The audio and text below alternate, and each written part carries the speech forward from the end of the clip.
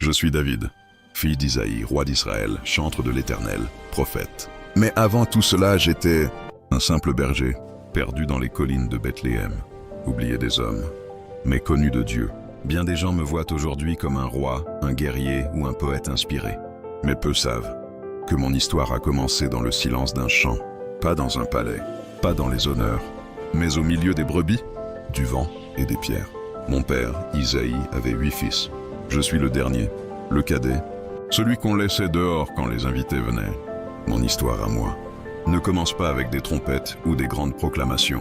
Elle commence dans le mépris et dans l'ombre. Je garde encore en moi la chaleur de cette huile. Ce jour où le prophète Samuel est venu chez nous, il avait passé mes 7 frères. Et puis enfin, on m'a appelé, moi, le berger, le fils qui ne comptait pas vraiment. Et l'Éternel a dit, c'est lui. À ce moment-là, je n'ai rien compris. Comment un garçon sans nom deviendrait-il le roi d'un peuple tout entier? Mais avec Dieu, même les plus petites vies portent les plus grandes destinées. Et moi, je n'étais qu'un garçon avec une fronde et quelques psaumes gravés dans le cœur. L'Éternel est mon berger, je ne manquerai de rien. Il me dirige près des eaux paisibles. Psaume 23. Ces paroles, je ne les ai pas tirées d'un livre.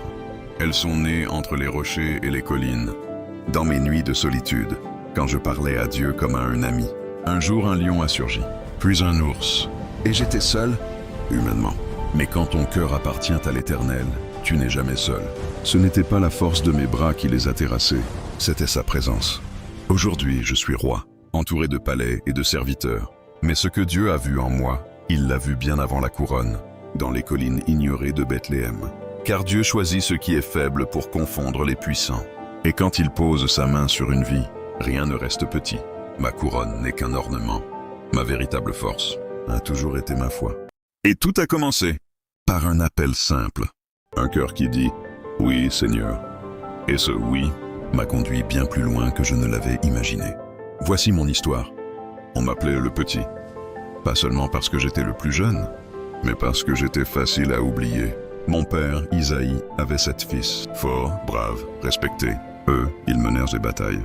Moi, je gardais les brebis, bien au loin, dans les collines d'Hébron. Certains disent que je suis né d'un secret, peut-être même d'un péché. Je ne sais pas ce qu'il en est. Ce que je sais, c'est que Dieu me voyait, même dans l'ombre, même quand personne ne prononçait mon nom. Lui, il me connaissait. Les autres étaient à la maison, ou dans les rangs de l'armée. Moi, je passais mes journées seul. Mais la solitude n'est pas le silence. Les herbes chantaient sous le vent. Les étoiles me racontèrent les promesses de Dieu. Et moi, je chantais. L'Éternel est mon berger, je ne manquerai de rien. Je posais ma lyre sur mes genoux, et je composais pour Dieu, pour l'âme qui cherche, pour les nuits sans feu où les loups rôdent. C'est dans ces lieux qu'on entend la voix du Très-Haut, si l'on tend vraiment l'oreille. La Torah, je la récitais en marchant. Les psaumes, je les écrivais avec mes larmes et mes mains. Je ne vivais pas parmi les hommes, mais je marchais avec l'Éternel. Mais même dans ces jours paisibles, la guerre me trouvait, non pas entre les hommes, mais contre les bêtes sauvages. Un soir, le ciel virait au rouge. Les brebis s'étaient rassemblées près des rochers, et j'ai entendu un rugissement. Un lion, immense, les yeux brûlants comme des torches. Je n'ai pas réfléchi. Mon cœur s'est allumé. Avec ma fronde, une pierre et une prière, je l'ai frappé. Il est tombé. Je l'ai saisi par la crinière, et je l'ai frappé encore. Ensuite, ce fut un ours. Oui, un ours! Il avait emporté une brebis dans sa gueule. Et moi, je l'ai poursuivi. Ce n'était pas du courage. C'était la conviction, la certitude que si Dieu est avec moi, qui peut me terrasser? J'ai appris à me battre, oui, mais ce n'étaient pas mes bras. Que Dieu voulait fortifier, c'est mon cœur. Que Dieu entraînait, tandis que mes frères portaient des épées, moi je portais le poids du silence et des promesses. Car c'est dans l'ombre que Dieu façonne ses oins. Je n'étais qu'un berger oublié, mais chaque chanson, chaque lutte, chaque solitude m'amenait un peu plus près du trône. Ce que Dieu préparait dans le secret allait bientôt éclater devant tout Israël. J'étais dans les collines, comme tous les jours. Le soleil commençait à baisser, caressant les pierres dorées, et mes brebis cherchaient déjà un endroit pour se reposer. J'avais 13, peut-être 14 ans. Mon manteau en laine posait sur mon épaule, ma fronde à ma ceinture. À cette époque, j'étais le plus jeune, le dernier, le petit frère que tout le monde oubliait. Même quand Samuel le prophète est arrivé chez nous, mon père n'a même pas pensé à moi quand on parlait de ses enfants. Comme d'habitude, je fus passé en dernier. Il reste encore le plus jeune. répondit Isaïe. Il fait paître les brebis. Et puis, j'ai entendu des pas pressés, une silhouette au loin. C'était un serviteur. Il courait comme s'il fuyait un lion. Il haletait, le visage plein de sueur. David, vite, reviens à la maison. Le prophète Samuel veut te voir. Tout de suite. Mon cœur s'est affolé. Samuel, le grand prophète de Dieu, chez nous? Je n'avais ni le temps de me laver, ni de changer mes habits. Mon visage était noirci par le soleil, mes sandales pleines de poussière, mais j'ai couru, comme je n'avais jamais couru. En arrivant près de la maison, je les ai vus, mes frères, droits comme des statues, en habits de fête. Mon père, Isaïe, l'air troublé. Et au centre, un homme aux cheveux gris, au regard brûlant de feu. Samuel. Il m'a regardé, un long regard, comme s'il voyait à travers moi. J'ai baissé les yeux, mais il a souri. Le voilà, il était blond, avec de beaux yeux et une belle apparence. Et l'Éternel dit à Samuel, « Lève-toi, oins-le, car c'est lui. » Le prophète s'est approché, lentement. Je pensais qu'il allait corriger l'un de mes frères, ou me demander de retourner aux brebis. Mais à ma surprise, il a ouvert une petite corne pleine d'huile, l'huile d'onction, et devant toute ma famille, il l'a versée sur ma tête. L'huile coulait sur mon front, goûtait sur mes boucles sombres, tombait sur ma tunique de berger. Et alors, j'ai ressenti quelque chose d'indescriptible, comme une chaleur douce dans ma poitrine, comme une lumière dans mon esprit. C'était plus qu'une bénédiction humaine. C'était comme si Dieu lui-même m'appelait, me choisissait. Devant moi, mes frères étaient figés. Même Eliab, l'aîné, si fort et si fier, me regardait comme s'il ne comprenait pas. Ils étaient tous là, des guerriers, des hommes d'honneur. Et moi, j'étais le fils de la servante, l'oublié, le petit. Qui étais-je pour être choisi? Mais alors j'ai compris une vérité éternelle. Une vérité que Samuel a dite un peu plus tôt quand il a écarté Eliab. 1 Samuel 16, 7. L'homme regarde à ce qui frappe les yeux, mais l'Éternel regarde au cœur. Ce jour-là, j'ai appris que Dieu ne mesure pas comme les hommes. Il ne cherche pas la force, ni la beauté, ni le nom. Tous sont éphémères. Il regarde au cœur, et même les plus ignorés peuvent être appelés à de grandes choses. Moi, David, fils d'Isaïe, je venais d'être oint pour devenir roi. Ce jour-là, mon histoire a changé. Mais ce que je ne savais pas encore, c'est que l'autel de l'onction était aussi le début d'un chemin de feu. Le lendemain matin, j'ai repris ma fronde et je suis retourné vers mes brebis. Le monde ne savait pas encore ce que Dieu préparait, mais moi j'étais prêt à lui obéir. Un jour, je portais du pain et du fromage. Rien de plus. Je n'étais pas venu pour me battre. Mon père m'avait dit « Va présenter ces vivres à tes frères et donne des nouvelles du front. » Alors j'ai marché, des montagnes de Bethléem aux collines d'Éla. Quelques heures, un sac sur l'épaule et le cœur ouvert. Quand j'arrivais, les troupes de Saül, mon roi, s'alignaient. Mais au lieu de se battre, elles reculaient. Puis j'ai entendu sa voix bouillir dans la vallée. Une voix grave, sûre, arrogante. Un géant, couvert de bronze, le visage à moitié caché sous un casque lourd. Il mesurait près de 3 mètres. Goliath, le champion des Philistins. « Choisissez un homme et qu'il descende contre moi. S'il me tue, nous vous servirons. Mais si je le tue, c'est vous qui serez nos esclaves, » disait-il. Mon sang ne fit qu'un tour quand j'ai entendu cet incirconcis. Insulter l'armée de l'Éternel, personne ne répondait, pas un mot. Même les plus grands guerriers tremblaient. Mes frères étaient là, je voulais comprendre. Mais quand j'ai parlé, Eliab, mon frère aîné, me repoussa. « Pourquoi es-tu venu ici? Je connais ton orgueil. Retourne garder tes quelques brebis dans le désert. » Mais quelque chose brûlait en moi, comme un feu que je ne pouvais contenir. Je n'étais pas soldat, mais je savais ce que j'avais vu et vécu. Dans mes montagnes, j'ai affronté l'ours et le lion, seul, avec ma fronde. Mais je n'étais jamais seul. L'Éternel avait été là, et je savais, il serait encore là. On me conduisit alors devant Saül. Je n'oublierai jamais ses yeux, étonné, presque moqueur. « Tu ne peux aller te battre contre ce Philistin. Tu n'es qu'un jeune garçon. » Alors je lui racontai tout. L'ours, le lion, la délivrance que Dieu m'avait déjà donnée. Je le regardai droit dans les yeux. « Va, et que l'Éternel soit avec toi, » m'a-t-il répondu. Alors il me fit porter son armure. Une cotte de mailles trop lourde, un casque trop large. Je marchai 2 pas, et compris. Ce n'était pas moi, je retirai tout. Ce jour-là, je n'irai ni avec fer, ni avec bois, mais avec foi. Je pris ce que je connaissais, ma fronde, et 5 pierres lisses, ramassées dans le lit du torrent. Puis je descendis lentement dans la vallée, vers lui. « Goliath, suis-je un chien pour que tu viennes à moi avec des bâtons ?» Alors j'ai crié, pas de peur. « Tu viens à moi avec l'épée, la lance et le javelot. » Et moi, je viens à toi au nom de l'Éternel des armées. » Je courus vers lui. J'enfilai une pierre dans ma fronde. Je tournai. Une fois, 2 fois, et je lançai. La pierre siffla. Le silence tomba. Et puis, un son lourd. Goliath tomba, face contre terre. Ce jour-là, Israël sut que l'Éternel sauve sans épée ni lance, car la victoire appartient à l'Éternel. 1 Samuel 17, 47. Et qu'il peut se servir d'un simple berger, si ce berger a un cœur sans peur. Ce jour-là fut le début de quelque chose de plus grand que moi.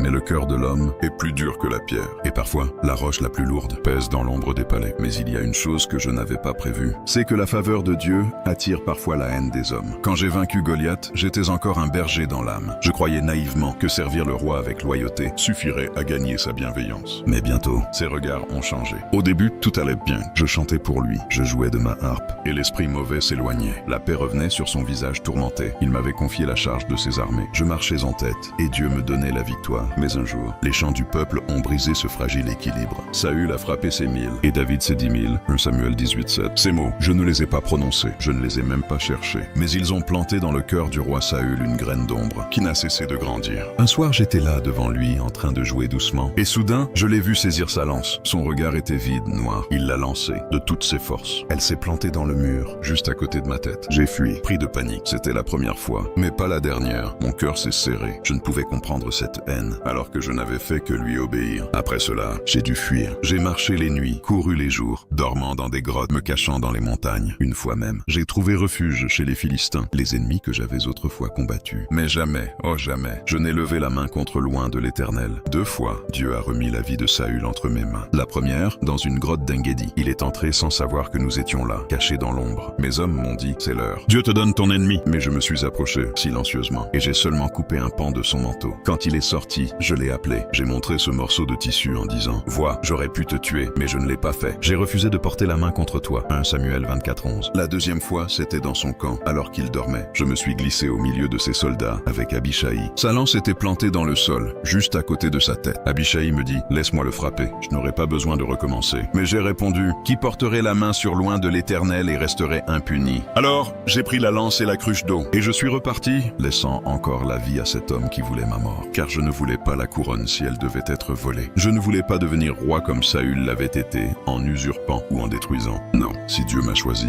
il m'élèvera à son heure. Alors j'ai attendu, et j'ai appris à faire confiance. Durant ces années d'exil, j'ai connu la peur, la trahison, les larmes, mais aussi la fidélité de Dieu. Et au fond des cavernes, dans le silence de la tente, il était toujours là, à forger mon cœur, à me préparer pour ce que je ne pouvais encore voir. Bien que ma vie ait été émaillée de batailles et de poursuites, Dieu ne m'a jamais laissé seul. Là où d'autres voyaient en moi un rival ou un paria, lui a placé près de moi des âmes fidèles. Ce jour-là, sur le champ de bataille où j'avais affronté Goliath, j'ai rencontré quelqu'un que je n'oublierai jamais. Il s'appelait Jonathan, fils du roi Saül, guerrier courageux. Il aurait pu me jalouser, il aurait dû me considérer comme une menace. Mais au lieu de ça, il m'a aimé comme lui-même. Nos regards se sont croisés et nos âmes se sont liées. 1 Samuel 18:1. C'était plus qu'une amitié. C'était une alliance tissée par l'Éternel lui-même. Devant Dieu et devant le ciel, nous avons fait un serment, un pacte de loyauté, d'amour et de vérité. Et Jonathan, oh Jonathan, a retiré de ses épaules son manteau royal. Il me l'a tendu. Ce geste était prophétique, bien qu'aucun de nous ne puisse alors en saisir toute la portée. Il était l'héritier du trône, mais il reconnaissait en moi l'appel de Dieu. Et ce n'était pas seulement le cœur d'un ami que Dieu plaça près de moi. Il ouvrit aussi celui d'une femme, Michal, la fille du roi, la sœur adorée de Jonathan. Elle m'aimait et je l'aimais en retour. De ce genre d'amour qui fait battre ton cœur plus fort même en pleine guerre. Mais l'amour d'un roi se mérite entre les murs du palais, et pour que je puisse la prendre pour épouse, Saül exigea 100 preuves de ma valeur. Mais Dieu m'y aidant, ce ne fut pas 100 mais 200 preuves que je lui amena. Même dans l'épreuve, Dieu m'a fortifié, il m'a donné Michal.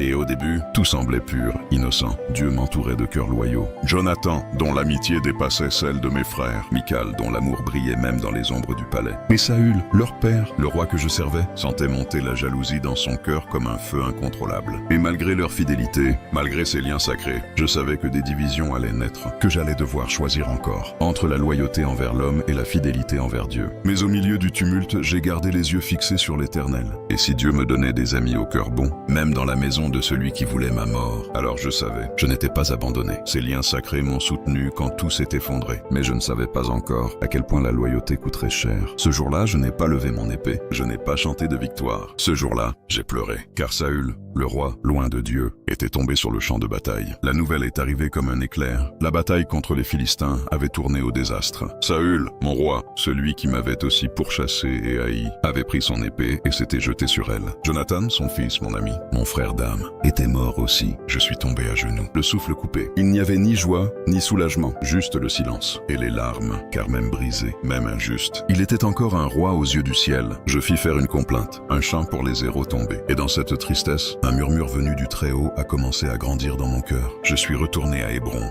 dans la région de Juda, là où mon peuple m'attendait. Là, les anciens se prosterneraient et dirent « Tu es de nos os et de notre chair, toi qui dirigeais nos armées. Deviens notre roi ?» Moi, David, fils de Jessé, simple berger des montagnes, fus oint cette fois roi de Juda. Les années passèrent, des guerres éclatèrent entre les tribus, mais Dieu était avec moi. Et en temps voulu, tout Israël, du nord au sud, vint à Jérusalem. Là, sur les pierres antiques, je fus reconnu, non pas comme le plus fort, mais comme celui que Dieu avait choisi. Être roi n'était pas recevoir une couronne, c'était enfiler de nouveau l'armure. Les Philistins revinrent plus féroces. Avec eux les Arabes, les Moabites, les Édomites. Mais à chaque bataille, je cherchais d'abord la face de l'Éternel. Mon premier réflexe était toujours de demander au Seigneur « Dois-je monter vers eux ?» Et Dieu répondait, parfois dans le vent, parfois dans un silence ardent. « Montez, car je te les livrerai. » 2 Samuel 5,19. Et ainsi, bataille après bataille, Israël devenait plus qu'un peuple. Il devenait une nation. Les familles éparpillées devenaient un seul corps. Mais il y avait quelque chose plus précieux que mon trône, plus grand que toutes mes victoires, l'arche de l'Alliance, le trône invisible de Dieu. Elle était loin, oubliée dans une maison reculée. Alors je me suis levé, j'ai rassemblé les hommes, les chanteurs, les musiciens. Levons l'arche vers la cité de David. Ce jour-là, les tambourins résonnaient à travers les collines. Les femmes dansaient. Moi-même j'ai ôté mes habits royaux pour ne garder qu'un simple lin blanc. Parce que devant Dieu, je n'étais pas roi. J'étais un serviteur. J'ai longtemps cru que le succès venait des grandes victoires, des batailles remportées, des géants terrassés, des palais construits. Mais avec le temps, j'ai compris autre chose. Je n'ai pas été choisi parce que j'étais le plus fort, ni le plus sage. Oh non, j'ai même commis de graves erreurs. Si vous souhaitez que je vous la raconte prochainement, écrivez juste « raconte-nous » dans les commentaires. Mais ce que je veux vous laisser aujourd'hui, ce sont les leçons d'un berger devenu roi. Dieu ne m'a pas trouvé à la cour du roi, ni même dans un champ de bataille. Il m'a trouvé seul, dans les champs, protégeant les brebis que personne ne voyait. Dieu élève ceux qui travaillent dans le secret, loin des regards. Ce n'est pas l'estrade qui révèle l'appel, c'est l'obéissance dans l'oubli. Là j'ai appris le courage. Pas devant une armée, mais devant un lion. Là j'ai appris la confiance. L'huile a coulé sur ma tête alors que je n'étais qu'un garçon. L'onction était là, mais le trône était loin, très loin. J'ai été loin, puis j'ai attendu. Et j'ai attendu, et j'ai encore attendu. Des années, des grottes, des trahisons. Mais j'ai compris. La patience est l'arme des appelés. Ce n'est pas le temps qui accomplit la promesse, c'est la fidélité pendant le temps. La vraie royauté commence dans l'obéissance, pas dans les couronnes. J'ai trouvé David, homme selon mon cœur, qui accomplira toutes mes volontés. Acte 13, 22. J'aurais pu tuer Saul. J'en avais l'opportunité, plus d'une fois. Mais j'ai refusé, j'ai choisi de servir, même celui qui m'a haï. Il est facile de frapper. Mais il faut de la grandeur pour retenir sa main. La foi ne m'a pas épargné la douleur. J'ai perdu des fils. J'ai été trahi. J'ai pleuré, seul, des nuits entières. Mais je savais que, même si je marche dans la vallée de l'ombre de la mort, je ne crains aucun mal car il est avec moi. Sa houlette et son bâton me rassurent. Psaume 23, 4. La foi n'efface pas l'épreuve. Bien au contraire, mais elle garantit l'accomplissement des promesses. Et ça, je l'ai vu, je l'ai vécu. Et surtout, Dieu regarde au cœur, pas à l'apparence. Jamais. On m'avait laissé au champ. Même mon père ne m'a pas présenté au prophète. Mais quand Dieu regarde, il voit ce que l'homme ignore. En fait, tu peux commencer dans un champ, ou dans une grotte, ou dans l'oubli, peu importe. Si Dieu t'appelle, personne ne pourra t'enfermer. Et il élèvera ceux qui lui sont fidèles. Un jour, si ce récit atteint 10 000 j'aime, je vous dirai ce qui est arrivé ensuite. Comment répondre à l'appel que Dieu dépose sur votre vie. Mais pour maintenant, gardez ceci dans votre cœur. Dieu ne regarde pas où tu es, mais à qui tu lui permets de faire de toi.